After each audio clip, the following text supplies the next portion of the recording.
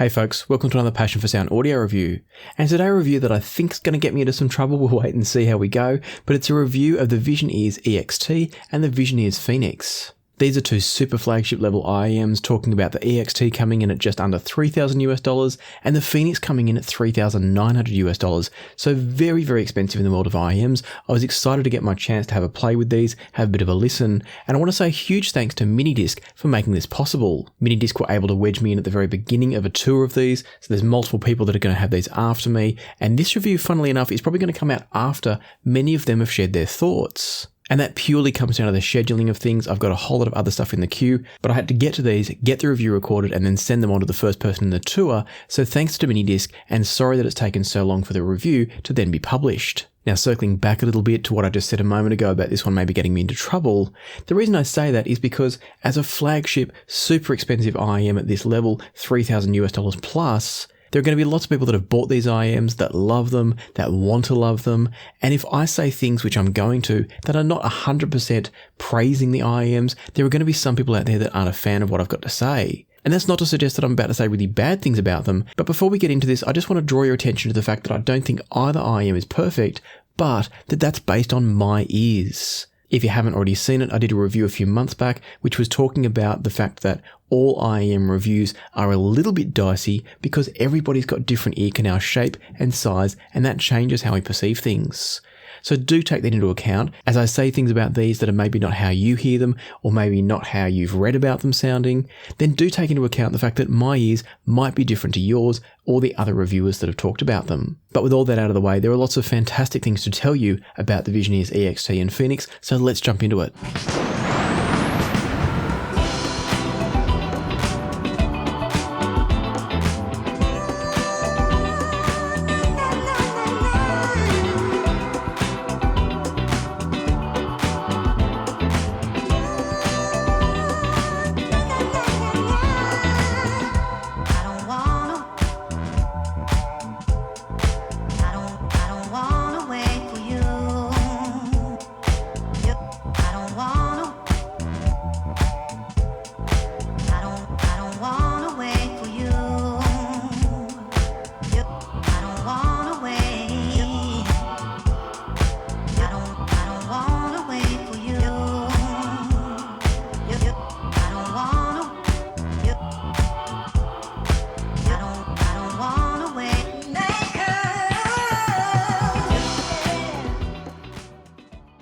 To give you a quick introduction of each IEM here, first we've got the EXT here in the purple, and as I said, this comes in at just under $3,000, and for that money, what you're getting in each shell is a pair of dynamic drivers and also 4 electrostatic drivers. And so essentially your dynamic drivers are handling the bass and the mids, and then your electrostatics take over for the high frequencies. The EXTs are packaged in these lovely purple shells with a crisscross pattern cut into the faceplate that allows you to see through to what may or may not be some venting. I don't know if they're actually intended to be semi-open IEMs. They don't sound semi-open to me, but perhaps they are. Based on what I've heard from these, any opening in there is not enough that you're going to hear the outside world coming in or leak a lot of sound going out either. In addition to these crisscrossed purple faceplates, what we've also got is a really unique shaped shell. And it's a design that I really like in many, many ways, unless you've got ear canals the shape of mine.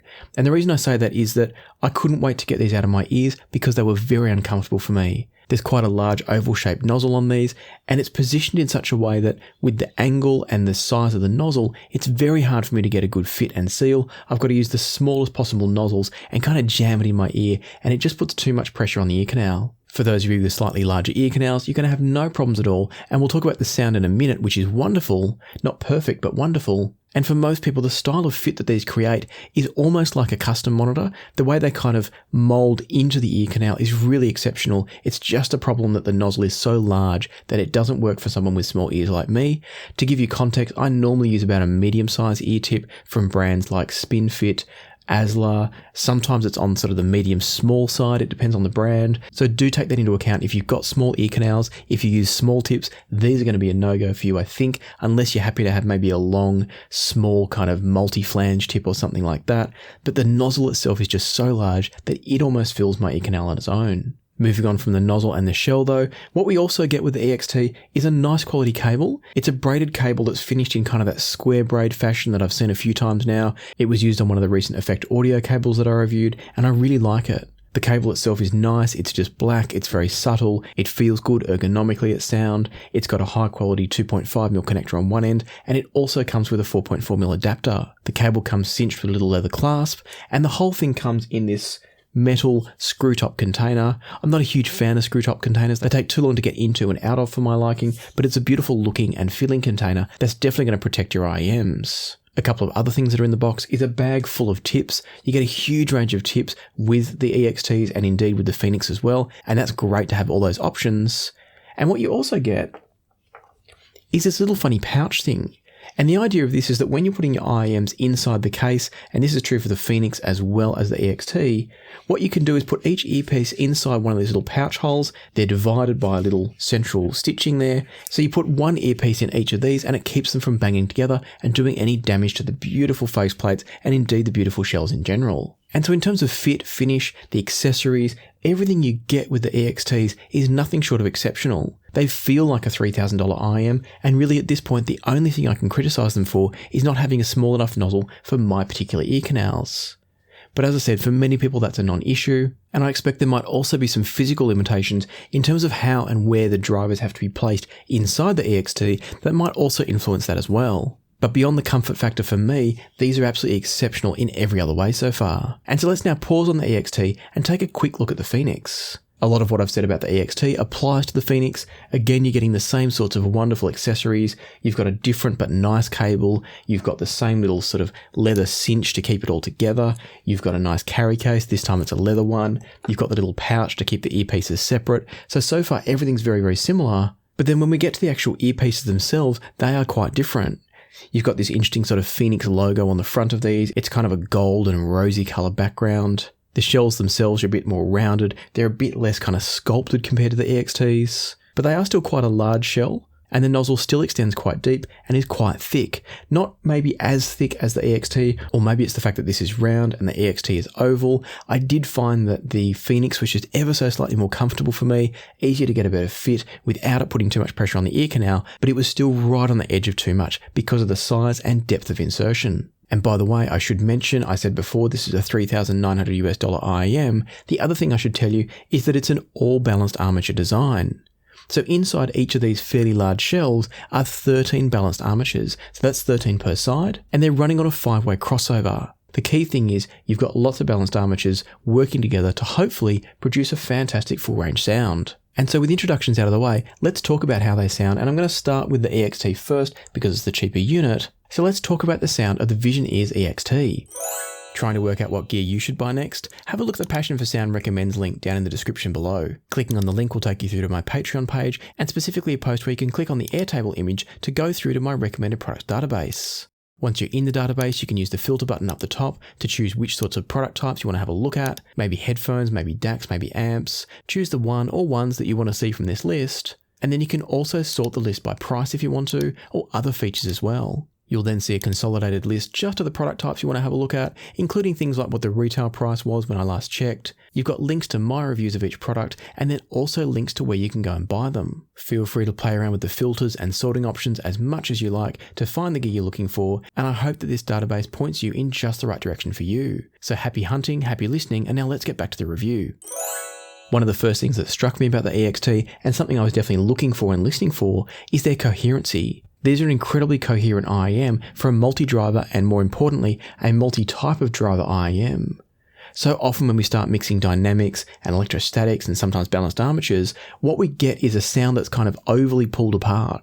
But in the case of the EXT, there's none of that, or at least very, very little of that, to the point that it's a very coherent sound. The bass from these is excellent, it's well extended, it's got plenty of punch and body to it. But if we look at the other end of the spectrum, this is where things aren't perfect for me.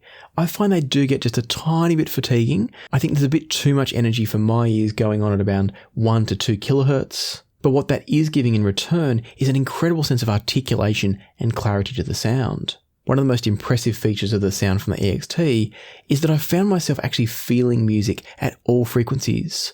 There's a sense of energy and kind of air movement, if you like, at every single frequency in the spectrum. So it's not just that the bass hits you, you actually feel some of the mid-range articulation too. And that makes for a very exciting and very engaging presentation from an IEM. Another thing that comes along with that tuning is excellent imaging accuracy, so everything is really pinpoint placed within the soundstage. But I did notice that the soundstage from the EXT is fairly shallow. It's quite left-right. There's not a great deal of depth there. And that surprised me somewhat with the quality I was hearing in every other way. And they're not bad. I'm not suggesting that they're a dead flat, lacking in depth IEM. But as you'll hear shortly, when you compare them to, say, something like the Phonix, they don't have quite the same sense of depth that the Phonix does. Ultimately, as I listen to the EXTs more and more, I think they're technically quite astonishing. They're an incredibly capable, technical, impressive IEM. But at the same time, they're not quite perfect. There's a few things that have prevented me from loving them, and that's going beyond just the comfort factor, because I need to look past that. Not everyone's going to have the same comfort issues. But sound-wise, there's a few things that I think are worth knowing about them. And that is that I would have personally liked to hear a little bit less energy in the upper mids and the lower treble. And then also I would have liked to hear a bit more depth in their soundstage. And I'm deliberately being nitpicky here because this is a $3,000 IEM. I expect it to perform at an absolutely exceptional level. And for me, the EXTs do in many ways, and for some people, depending on your ear canal and the way you hear music, what gets enhanced or not enhanced by your particular anatomy, for some people, these are going to be the perfect IEM. But for me, they're not quite there. They just get a little bit aggressive in that upper mid-range area, and as I said, lack a bit of depth. And so I turned my attentions over to the Phonix to see how it compared, being a more expensive IEM. And don't worry, I'll come back with some comparisons shortly, but I want to talk first about the Phonix all by itself. Going to the Phonix from the EXT, and what I immediately heard was a more centrally focused IEM. It doesn't push things as left-right as the EXT does, it gives you a more rounded soundstage with a very clear central image focus. The sound from the Phonix is also fuller and richer, but what I mean by that is it's more through the mids and the mid-bass rather than having the deep bass extension of the EXT. Much like the EXT, there's still that wonderful sense of articulation and clarity, and I can still feel the music coming from the Phonix. It's still got that sense of tactility and that ability to move enough air that you feel what's going on in the music at multiple frequencies. The imaging and staging are still excellent, and in some ways I feel like it's a bit more natural from the Phonix. It's like it all comes together a bit better, whereas with the EXT, once I flip between the two, I feel like the EXT was maybe being slightly unnatural, nowhere near something like the Unique Melody Mesh Mark II, which I didn't particularly enjoy when I reviewed it some time ago, but I find the Phonix to be a bit more natural in the way it pulls everything together. Having said that, there is a noticeable loss of sheer resolution when compared to the EXT. Not that the Phonix is any slouch in that regard, but the EXT is just so technically capable that it does show that the Phonix's tuning and maybe the drivers being used aren't able to extract that every last little bit of detail that the EXTs can. As always though, there's trade-offs in both directions, because having said that the Phonix lack that last absolute level of detail that the EXTs have, their tuning is one that I would actually find more enjoyable for the longer term. The EXTs are probably more impressive up front, but the Phonix are an earphone that I find more relaxing and therefore more enjoyable to listen to over a longer period of time. Admittedly, their bass lacks the full extension of the EXT, so you're getting more of a mid-bass punch rather than the deep bass rumble that the EXT gives you. But at the other end of the spectrum, I feel like the treble from the Phonix is just a bit better balanced. It's a little bit more refined compared to the EXT. And overall, I found the EXT just to be an exceptional all-balanced armature design. And what I mean by that is that often when you get a balanced armature only setup, it can struggle to produce the bass quality and quantity, as well as having great treble, great mid-range, and nothing getting sort of too much or not enough. Whereas with the Phonix, I think everything is really beautifully balanced. But at this point, the question came up for me as to how good are they really? I don't have any other traditional IEMs anywhere near both of these in terms of price, and so the nearest thing I had was the single dynamic driver Sennheiser IE900. But I thought that would be an interesting comparison because single dynamic drivers are cheaper to make, you're not dealing with as many components, as many crossovers, and therefore sometimes a single dynamic driver IEM can be cheaper but perform at a higher level when compared to a multi-driver IEM. So I grabbed the IE900s and compared them to these two. One of the tracks I used for this comparison was When My Train Pulls In by Gary Clark Jr., and with the IE900s as my starting point, the guitars here sounded crisp and clean. There was a good sense of attack on the notes, but a good sense of body to them as well. The bass actually came across a bit boomy, which the IE900s don't, and so I was curious to see what happened when I got to the Phonix and the EXT with that. And Gary Clark's vocal was clearly separated from the mix. It was in space, out in front of the rest of the band, and sounded fantastic. Speaking of the image placement, the staging from the IE900s on this track came across really natural. So you had Gary Clark a little bit forward of the rest of the music, there was a decent sense of depth and a decent sense of width that created overall a fairly spherical soundstage, or at least hemispherical. Moving over to the Phonix, and they immediately came across a smoother overall sound, not quite as dry and textural as the IE900. But there was still a great sense of attack and clarity on the notes. That boomy bass that I spoke about from the IE900 was kind of exacerbated by the Phonix. It's got that more mid-bass enhanced tuning, and it doesn't play well when you get a boomy track like this. And that's not a knock necessarily against the Phonix, it just happens that the track I'd chosen to write my notes on had this kind of bass in it. And in fact, I also tried the Beyerdynamic Xelento 2 as another quality single dynamic driver earphone, and it had the same problems as the Phonix because it's also tuned with that bit of extra mid-bass. So again, it's not a knock on the Phonix, it just goes to show how different tunings, and particularly tunings that have got a bit of emphasis, can sometimes go wrong on certain tracks. Coming back around to the Phonix again now though, and talking about the vocals are really interesting. They were a bit smoother in the body of the vocal, in sort of the richness and the resonance of Gary Clark's voice, but at the top end there was a bit more sizzle, and so some of the sibilants got a little bit aggressive from the Phonix, but they didn't from the IE900, and I thought that was really interesting. The Phonix overall is a richer, warmer sounding IEM, but it's still got a bit of extra treble spikiness to bring out some of that clarity, but that can sometimes go wrong as well. Another thing I noticed comparing the IE900 and the Phonix with the vocals was that the vocals were a bit less separated with the Phonix. So with the IE900, it clearly pulled the vocals away from the rest of the mix, whereas with the Phonix, it was kind of a bit more, not in the background, but it was closer to being a part of the overall backing instrumentals rather than being out there on its own. And I think a lot of that's going to be to do with that extra sense of body and weight in the sound, just muddying things up a little bit. And on different recordings, it's not going to be as evident, but on this one, it was very, very clear. The good news though is that the staging is once again very natural from the Phonix, so quite similar to the IE900. It's got both width and depth, and it generally sounds pretty good. And so at the end of this listen, what I was hearing was an IEM in the Phonix that is very, very good.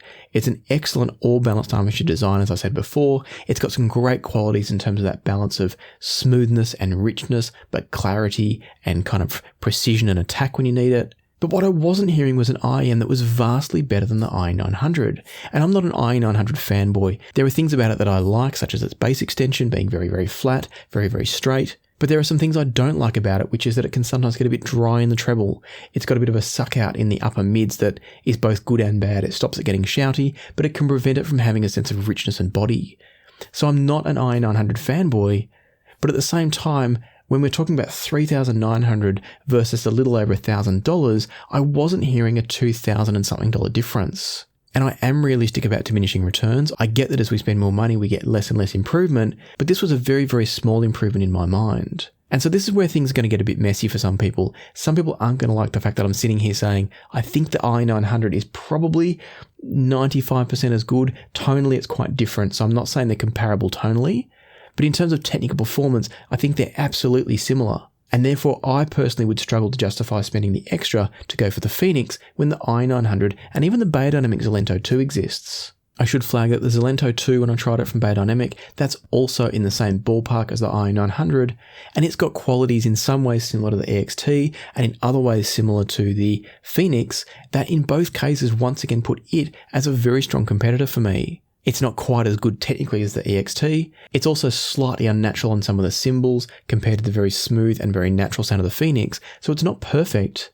But again, for the difference in price, we're talking over $2,500 difference. I'm not seeing $2,500 worth of value. And for example, if you were to put something like the Hyperman Ananda Stealth Edition and the Hyperman Aria Stealth Edition, obviously full-sized headphones, but as an example, if you put those in front of me, I can see the reason to spend more money on the Aria. And likewise, if we look at, say, the DCA Expanse, put up against, say, a Verite Open from ZMF, you're taking a big jump in price, but you're getting a jump in performance. And that's not to say that the lower level examples here were bad, but there's a reason to spend more money. You are getting more technical capabilities.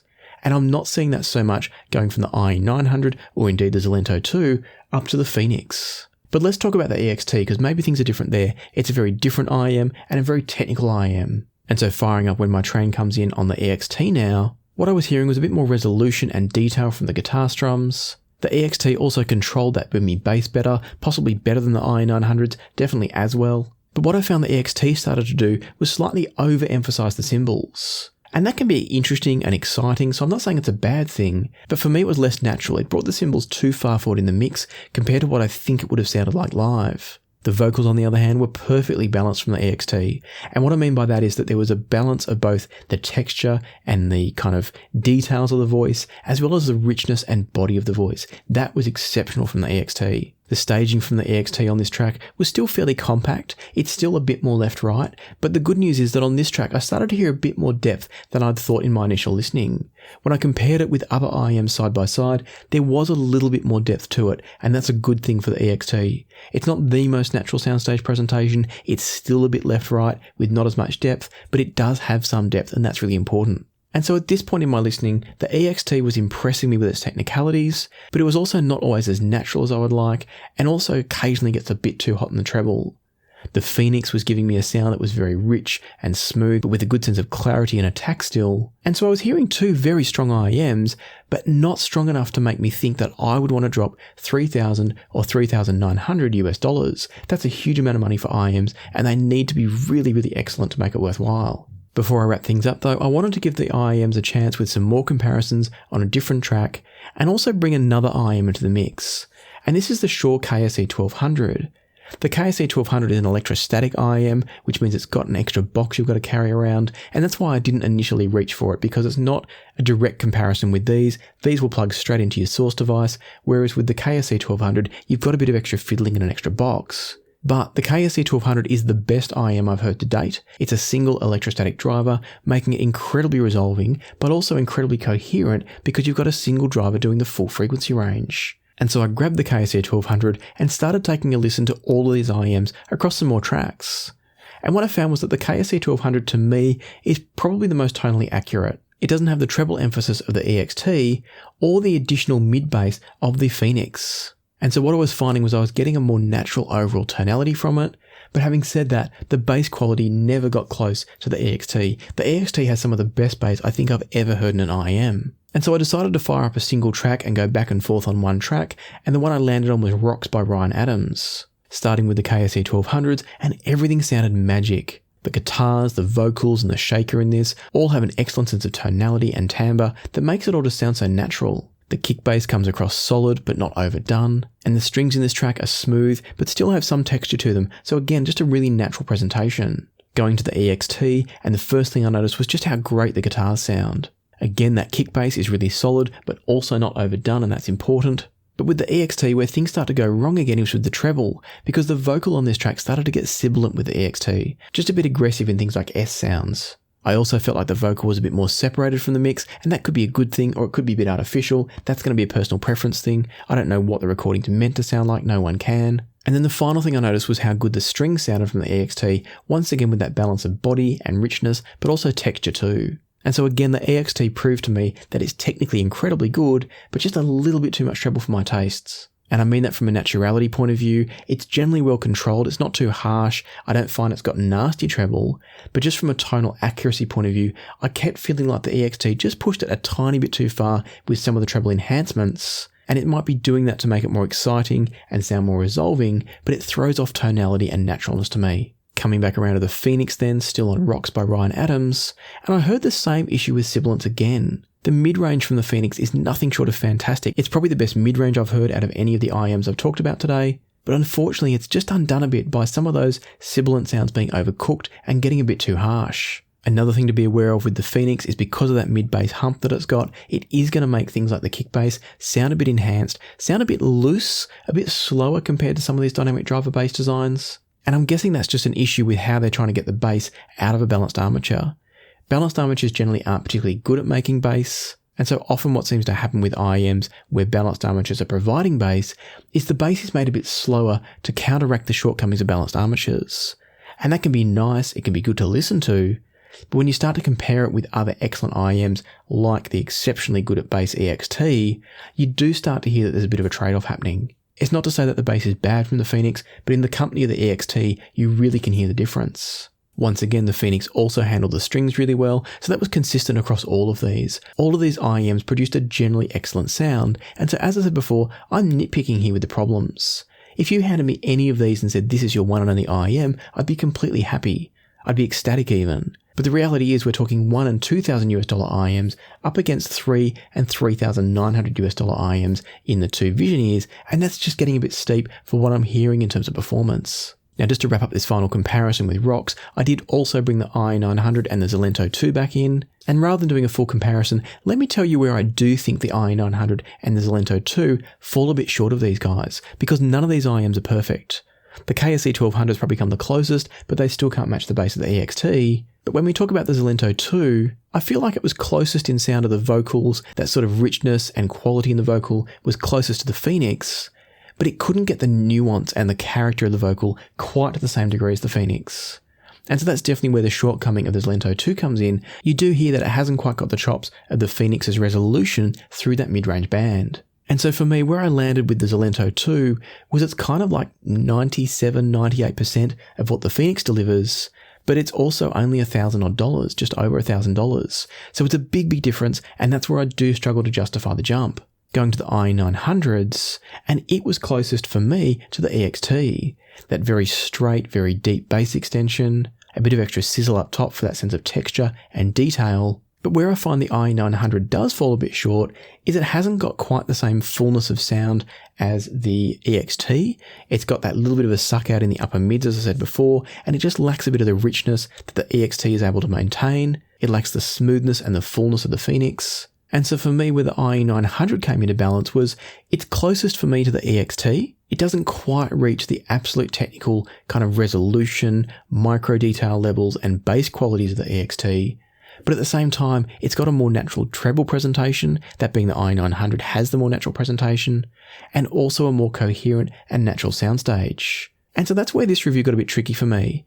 There is no doubt in my mind that the Phonix and the EXT are incredibly capable IEMs. They are some of the best examples of multi-driver designs I've ever heard, and if the pricing were different, I'd be talking very differently about them. Because as I said before, and I don't mean to harp on about it, but I really want to contextualize what I'm saying. As I look at the price of these, that's the sticking point for me. There is no doubt of their technical prowess. There is no doubt of the quality of the sound out of them. They are nothing short of phenomenal. But I just struggle to sit here and recommend them to people when there are IEMs costing far less, getting you very, very close to the same sound, and sometimes with some benefits. And so to bring all this to a close, what I'm trying to say here is that the Phonix and the EXT are both exceptional IEMs. Whoever's doing the tuning over at Vision Ears is doing an incredible job of bringing together multiple drivers and creating coherent and wonderful sound signatures. For me though, I just wish it could be done at a slightly reduced price point. If these were being made at closer to say $2,000, say around the same levels as the KSE1200, then I would be absolutely raving and recommending them. Where the sticking point is for me, as I've already said, is I just can't see the reason to spend $3,000 or $3,900 when you can get so close for so much less money and have $2,000 or more left over to spend on other gear, like better sources, a pair of headphones, another pair of IEMs, the list goes on. And so hopefully I haven't upset anyone here. That wasn't my intention at all. Again, I think they're incredible earphones. If you've got the money to throw at them, go for it. You're not going to be disappointed, so long as fit is going to be okay for you. If you've got small ear canals, look elsewhere for sure. But if you've got the money and you've got the large enough ear canals to take these IEMs, then it's absolutely worth buying them. I'm just struggling to recommend them from a value proposition point of view, but in all other ways, they are incredible IEMs. Well accessorized, beautifully built, incredibly comfortable unless you've got narrow ear canals, and wonderful resolving sound. The Phonix, just as a reminder, is the smoother, richer, more mid-range focused sound, whereas the EXT is your full-range technical beast. And so if you have the money, go for them, good luck and enjoy them.